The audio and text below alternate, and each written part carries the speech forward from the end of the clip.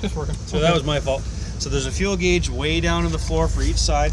It's a little harder to read because we're inside, but that's about how much light you would have outdoor to be able to see it. It's actually quite easy to see. Is that something like a boat gauge? Very similar. Just afloat? Again, this is old school. Yes.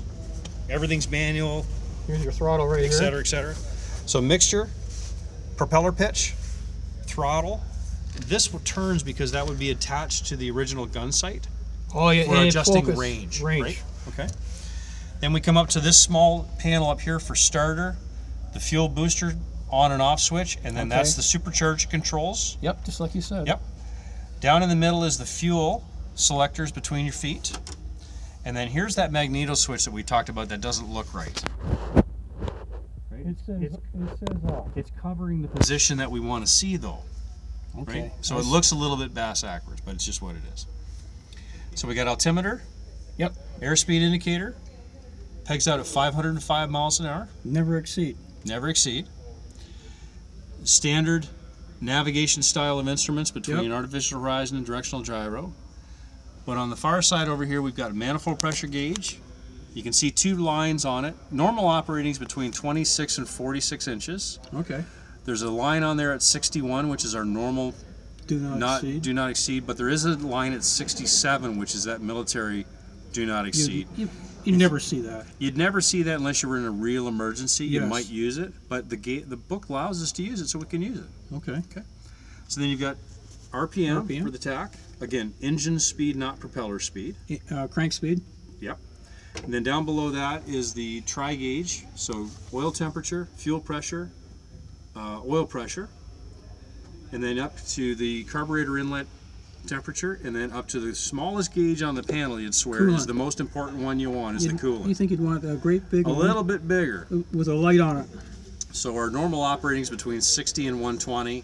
Yep. We'd like to see probably 80 for normal takeoffs, and the 1 to 110 range is our normal green spot. We never want to, again, there's lag in the instruments, so we want to make sure we're reacting before we get to those. That's a thought that I would never think of. Yeah. Again, it's old school equipment, right? If we had new modern technology, it'd be instantaneous. It's instantaneous, and some airplanes are modified for those owners to be all this more modernized cockpit setup. It'd be a lot safer for the machinery. Yeah, if you're flying in an awful lot and doing a lot of other work with it, it makes more sense. But here we're trying to also maintain the story, right? Yes. So can I put my hand on there? Yep. It's not going to move because it is locked currently. Okay. This is your canopy handle. Crank it back and forth. So you actually unlock it, and then you can turn it, and it fits in all these little right. But this is the emergency one. That's what we're going to talk about after lunch, is the difference between the two, because I have seen people pull the wrong one. Oh, I won't touch it. And the canopy wants to slide right off the rails. Yeah. And it's a very expensive canopy.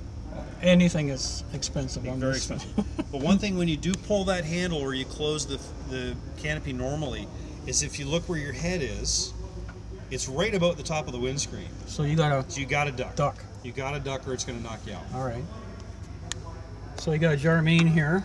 We got a real basic little GPS in here. Yes. The only other things we've added is a small transponder and a radio to meet normal, navigation in the modern day. So you don't have a glass cockpit. No, absolutely not. The only glass is the windshield you're looking through. Look up Steve-O Knievel or Steve-O something like that. He has a TBM 850. Right. It's just beautiful. He flies into the Bahamas on this beautiful aircraft. Go 320 knots. I think about 250 cruise. Yeah, I think they're about 3 million now. It's about 3. That's made in France with the PT6. Are they all made in Montreal?